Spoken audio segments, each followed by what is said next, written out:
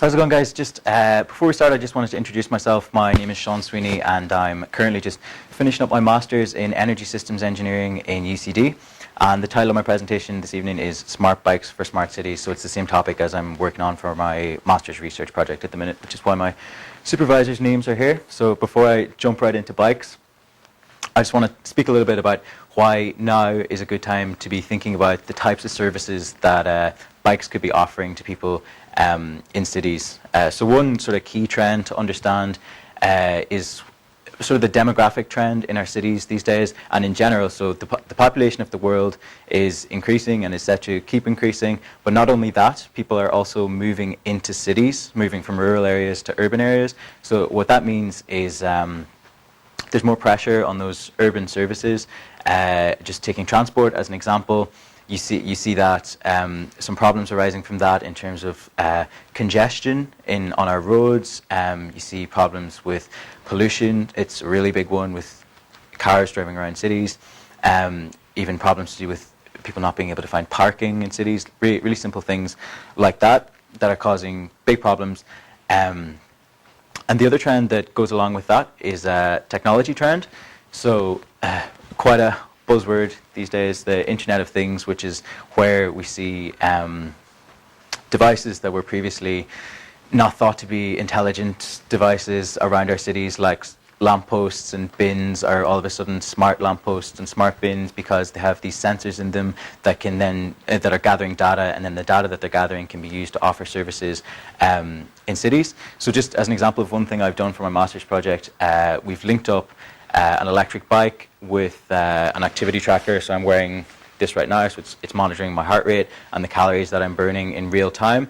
And I've linked that to my smartphone and then to my electric bike, and that can be used to maybe somehow regulate the rate at which I'm burning calories by adjusting the amount of assistance that my electric bike is giving to me in real time as I'm driving along the road. So that's just one sort of cool thing that you can do with electric bikes.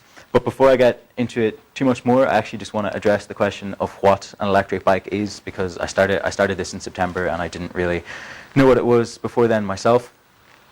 But this is what I'd call an out-of-the-box electric bike, where it's basically it's a bike that has a couple of extra bits in it. You see it has a motor in the rear wheel there, and it has a battery above the rear wheel, which is a supply of energy, obviously.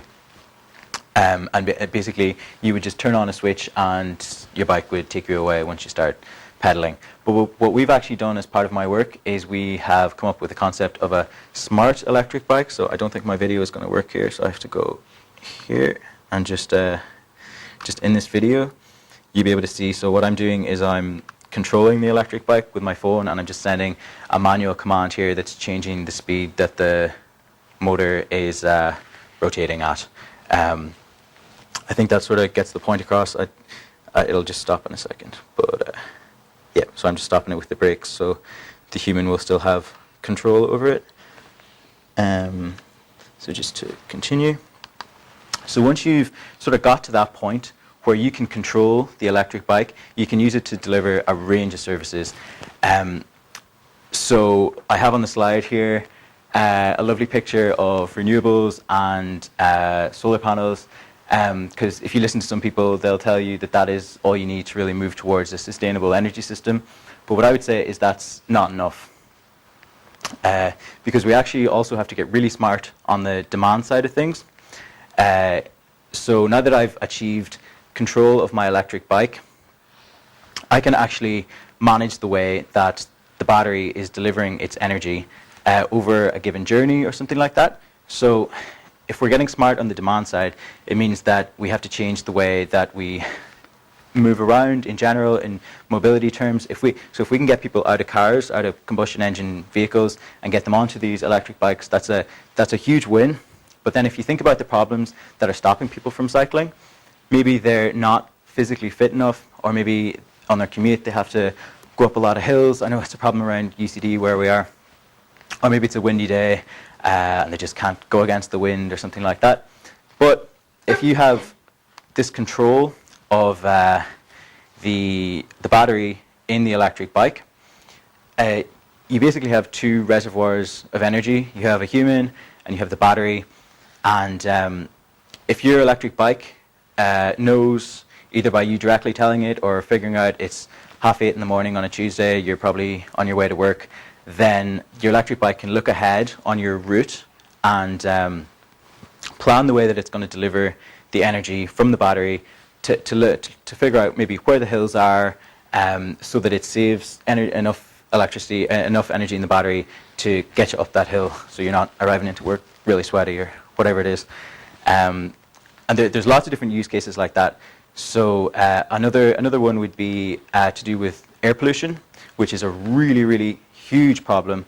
Just a stark statistic there on the board from the World Health Organization is that 7 million premature deaths annually are caused due to air pollution or relating to air pollution.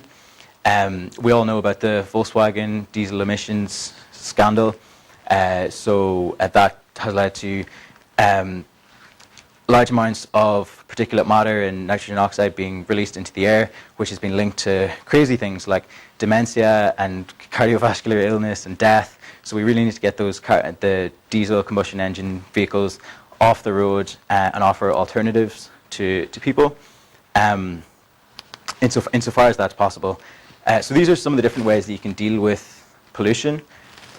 Number one, I've highlighted there as basically you can imagine a city council coming along and putting air pollution monitors around a city and then offering that information publicly to the citizens so that they can go somewhere and they can see this is the level of pollution in this area, and then they can use that information to avoid it or not. It's quite a passive way of doing it. Number two is to invest in devices that don't pollute. So that's your electric vehicles, electric cars, electric bikes.